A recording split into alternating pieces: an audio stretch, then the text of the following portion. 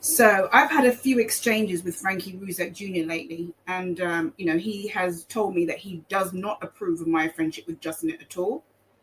Um, and he really, really was not happy about it. And I've tried to tell Frankie that my friendship with Justin is completely over. Like I said, you can come to my channel, you can write a comment, I might respond, I might not. I'm not going to block Justin. I'm not going to block him. And I have a lot of messages about Justin in my inbox that I withheld out of respect for him, not wanting to ruffle too many feathers. And this is one that I got a long time ago, but it was 13 minutes after I received it that I print screened it. This woman is talking about Justin in regard to me. He claims to be a Christian and conservative, yet he does not have a job and does not provide for his family. He's a vulture, and he's a married man flirting with you relentlessly. I'm embarrassed for his wife. The guy is the ultimate hypocrite who is acting out contrary to everything he says he stands for. Watch out for this type of snake. He's manipulative. This lady has been warning me about Justin for quite some time, and I didn't listen to her, and I stuck up for Justin, I admit. And I don't want to go too much into it because I don't want this to be any kind of bashing session. My friendship with Justin was wrong, and I acknowledge that. And I'm really sorry that I hurt you, Frankie. I really am. I've had quite a few exchanges with Frankie, and I'm going to talk about that in an upcoming podcast. And I'm going to talk about other things like Claire Morgan, the fund, things that I found out. Within these exchanges between me and Frankie, we've had friction with each other over Justin. But Frankie also said some encouraging things. I don't think that I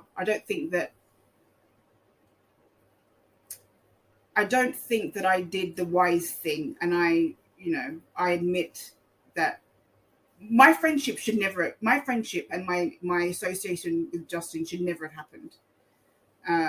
Never. And it was wrong. It was absolutely wrong. The other thing I want to deal with, and I'll be talking more about the Ruzeks in the second part of this podcast, is Justin claiming that, the photographs on my channel are not me, when he knows full well that they are. But this is the way I think Justin uses this. He belittles women for being overweight, and he thinks that's going to be very offensive. He's never mentioned the fact that Miss Mensa has never been on camera, because he's not interested in Miss Mensa at all. He's interested in listening to her lies, but he's not interested in Miss Mensa in the way he's interested in me. So he doesn't mention the fact that Miss Mensa has never actually been on camera, or that her photos are not real. He says that about me because he thinks it's going to offend me. Now, I would never use a picture that is not me. That's the first thing. Second thing is, I just want to show you something. This is my parents when they got married. That's me as a baby on the top left. That's me as a child on the top right. That's me, in recent times on in the left. And that's my mum on the right. And I don't think that I look that much different, from a child to now. And, if I was going to use somebody else's photographs, I don't think I would be able to find photographs of that person's parents, baby photos, and childhood photos. Justin does that, he pretends that the photographs of me are not me because he really does want to see me on camera, partly so he can pick me apart, but also because he's interested in seeing me. He wants to see me.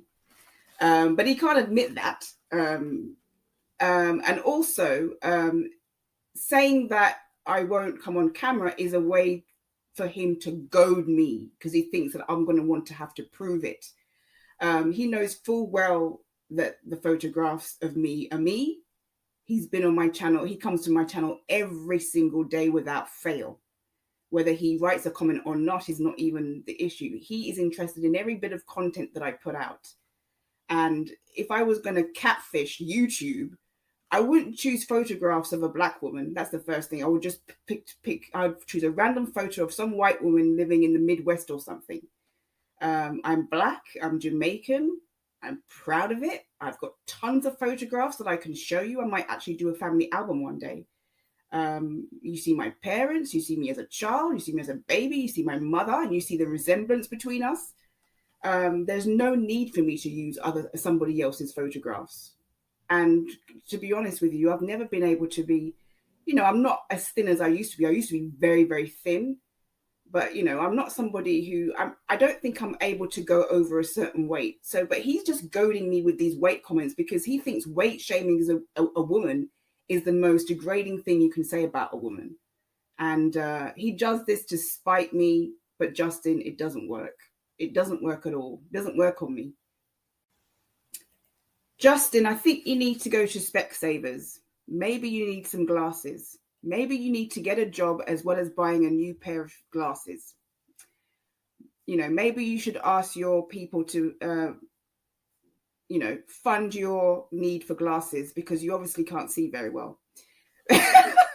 Anyway, he claims that I can't build my channel with true crime because I don't get the views apparently. Well, I have on a Cindy Watts video, which is my most watched video on my channel and the most in the popular section. I have 14K views for a video that says Cindy Watts still blames Shanann. 14K views, and my second highest viewership on my channel, my second most viewed video is about Chad Daybell. Both of those are true crime. One is the Chris Watts case and one is the Daybell case. So Justin hasn't really looked through my channel very well to understand what my channel is about. And he's only looking at the recent posts that I do and the views on them. In actual fact, when I first posted this video on Cindy Watts still blames Shanann, it stalled at 900 views. And then what happened is the Netflix thing came out, and that's when the views started to really build up. And I got quite a few subs from that video. It hasn't brought me the most subs. There's other videos that have brought me, more subs. But it has 14K views. So for him to sit there in his car, the jobless guy whose wife is supporting him, who seems to think he knows everything about me, for him to sit there and say that I haven't built my channel on true crime because I can't get views for true crime. Well, I think that this is proof that what he's saying is absolute BS, and it's actually quite funny.